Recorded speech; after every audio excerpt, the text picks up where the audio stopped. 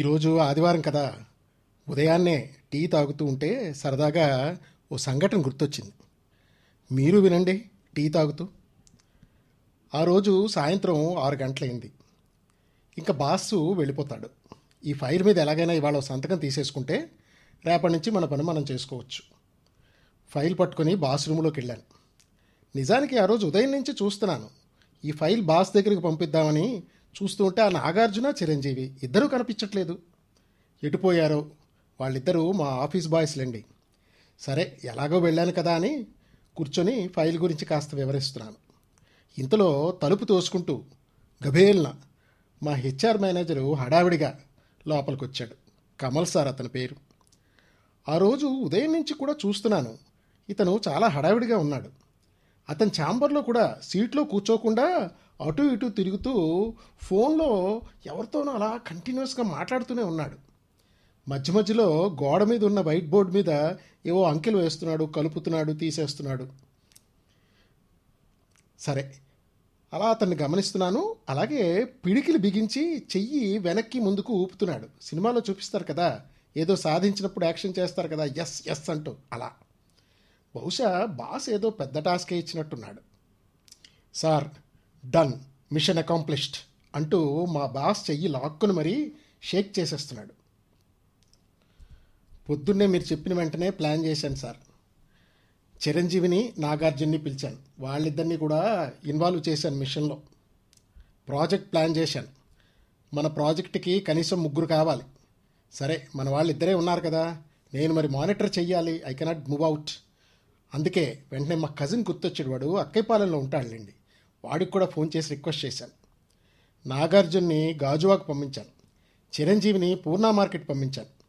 3కి ఇన్స్ట్రక్షన్స్ ఇచ్చాను. ప్రతి 10 నిమిషాలకి నాకు రిపోర్ట్ చేస్తూ ఉండాలని.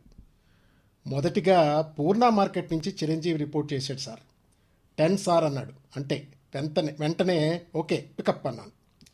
గాజువాకు నుంచి నాగార్జున 20 సార్ అన్నాడు. ఇంతలో మావాడు కూడా ఫోన్ చేసి 5 అన్నాడు. అక్కైపాలెం నుంచి.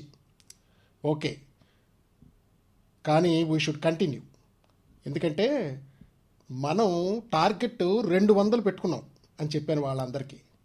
4 యాక్చువల్గా కాన్ఫరెన్స్ కాల్లో ఉన్నామండి. అవర్ టార్గెట్ ఈజ్ 200 అని మోటివేట్ చేశాను. పూర్ణ మార్కెట్లో ఇంకో 30 దొరికింది ఇంకొక పావు గంటలో. మధ్యాహ్నం 2 గంటలైంది సార్. అప్పటికి మన టాలీ 70. మన వాళ్ళు లంచ్ బ్రేక్ కావాలన్నారు. నేను ఒప్పుకోలేదు. ఎక్కడ ఏ హోటల్ దొరికితే అక్కడ తినేమన్నాను.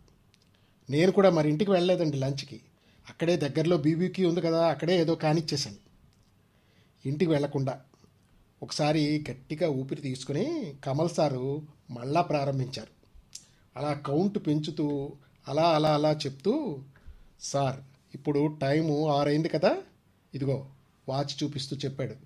నౌ వీ హ్యావ్ 205 205 మన దగ్గర ఉన్నాయి. విజయ గర్వంతో కుర్చీలో వెనక్కి వాలాడు Kamal sir.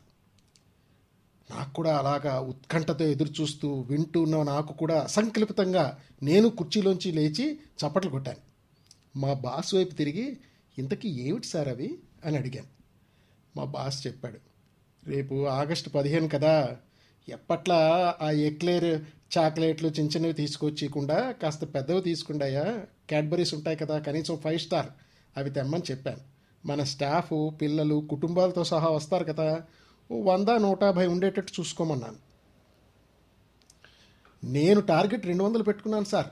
205 పట్టుకొచ్చా. Machine 5 star accomplished గర్వంగా చెప్పాడు మా హెచ్ఆర్. ఎందుకు సార్, నాకు చెప్పలేకపోయినా అల్లిపురంలో మా కృష్ణారావు కొట్టుంది కదా, దాని నుంచి తెచ్చేసి ఇవ్వండి 200ను. వాయిస్ వినిపించేసరికి పక్కకి తిరిగి చూశాను. మా ఆఫీస్ పక్క టీ కొట్టు చందుగాడు టీ కప్పులతో నిలబడున్నాడు. ఎప్పుడొచ్చాడో ఏమిటో, నేను చూడలేదు.